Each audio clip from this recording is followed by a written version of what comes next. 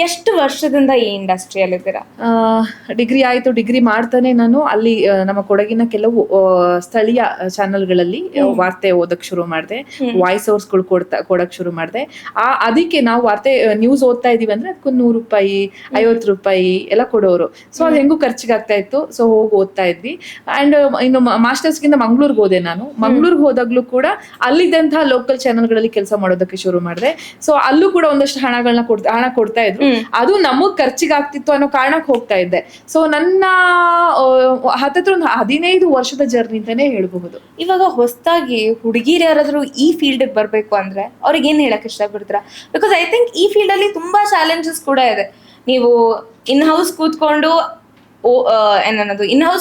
ಒಂದು ಆಂಕರಿಂಗ್ ಮಾಡೋದಕ್ಕೂ ಆಚೆ ಫೀಲ್ಡ್ ಹೋಗ್ಬಿಟ್ಟು ಆಂಕರಿಂಗ್ ಮಾಡೋದಕ್ಕೂ ತುಂಬಾ ವ್ಯತ್ಯಾಸ ಇದೆ. ಸೊ ಅದ್ರ ಬಗ್ಗೆ ನೀವೇನ್ ಹೇಳಕ್ ಇಷ್ಟ? ನಾನೇನ್ ಹೇಳ್ತೀನಿ ಗೊತ್ತಾ ಖುಷಿ, ಎಲ್ರಿಗೂ ಆಸೆ ಇರುತ್ತೆ, ನಾನು ಟಿವಿಲಿ ಬರ್ಬೇಕು, ನಾನು ಯಾವ್ದಾದ್ರು ಒಂದು ವಾಹಿನಿಯ ಲೋಗೋ ಇಡ್ಕೋಬೇಕು, ನಾನು ಸೆಲೆಬ್ರಿಟಿಗಳನ್ನ ಪ್ರಶ್ನೆ ಮಾಡ್ಬೇಕು, ಸೆಲೆಬ್ರಿಟಿಗಳ ಜೊತೆ ನಾನು ಅವ್ರನ್ನ ಇಂಟರ್ವ್ಯೂ ಮಾಡ್ಬೇಕು ಅನ್ನೋ ಆಸೆ 100% ಎಲ್ರಿಗೂ ಇರುತ್ತೆ. ಎಷ್ಟೋ ಜನ ನನ್ಗೆ ಇನ್ಸ್ಟಾಗ್ರಾಮ್ ಅಲ್ಲಿ ಅಥವಾ ಫೇಸ್ಬುಕ್ ಅಲ್ಲಿ ಮೆಸೇಜ್ ಹಾಕ್ತಾರೆ, ನಮಗೂ ಕೂಡ ನಿಮ್ ತರ ಆಂಕರಿಂಗ್ ಮಾಡ್ಬೇಕು, ಏನು ಮಾಡ್ಬೇಕು ಅನ್ನೋದು. ಅವ್ರು ಏನೋ ಓದಿರ್ತಾರೆ, ಬಟ್ ಅವ್ರಿಗೆ ಈಗ ಜರ್ನಲಿಸಂ ಅಂತ ನಾವು ಬರ್ತೀವಿ ಅಂದ್ರೆ ನಮಗೆ ಮುಖ್ಯವಾಗಿ ಗೊತ್ತಿರೋದು ಬರವಣಿಗೆ.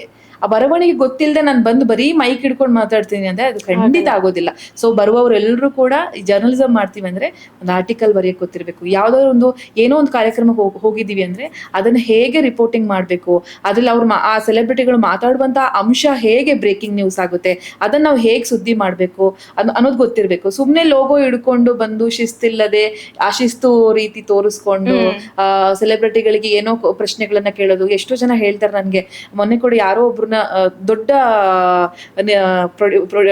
ನಿರ್ದೇಶಕರನ್ನ ಇಂಟರ್ವ್ಯೂ ಮಾಡಿದೆ. ತುಂಬಾ ದೊಡ್ಡವರು, ರಾಷ್ಟ್ರ ಮತ್ತೆ ಅಂತಾರಾಷ್ಟ್ರೀಯ ಮಟ್ಟದಲ್ಲಿ ಅವರು ಅವಾರ್ಡ್ ತಗೊಂಡವರು, ದೊಡ್ಡ ಅವ್ರ ಹೆಸರು ಬೇಡ.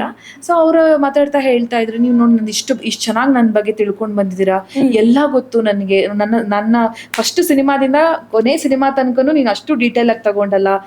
ಬಟ್ ಕೆಲವರು ಹೋಗಿ ಆಂಕರಿಂಗ್ ಶುರು ಮಾಡಿದ ತಕ್ಷಣ ಸರ್ ನಿಮ್ ಹೆಸರು ಅಂತ ಕೇಳ್ತಾರೆ, ಅಥವಾ ನೀವು ಯಾವ ಸಿನಿಮಾಗಳು ಮಾಡಿದೀರಾ ಅಂತ ಕೇಳ್ತಾರೆ, ಆ ಸಿನಿಮಾ ಮಾಡುವಾಗ ಹೆಂಗಿತ್ತು ಅಂತ ಕೇಳ್ತಾರೆ, ಇದಕ್ಕೆ ಯಾವ ಪ್ರಶಸ್ತಿ ಬಂತು ಅಂತ ಕೇಳ್ತಾರೆ. ಈಗ ನಾವು ಹೋಗ್ತಾ ಇದೀವಿ, ಒಬ್ರು ಯಾರಾದ್ರೂ ಪ್ರಿಪೇರ್ಡ್ ನಾವು ಮಾಡಿ ಅವ್ರಿಗೆ ಯಾವ ಸಿನಿಮಾ ಯಾವ ವರ್ಷ ಶುರುವಾಯ್ತು, ಅದಕ್ಕೆ ಯಾವ ಅವಾರ್ಡ್ ಬಂತು, ಈ ತರದೆಲ್ಲ ಕೆಲವು ನಾವು ತಿಳ್ಕೊಂಡಿರ್ಬೇಕು.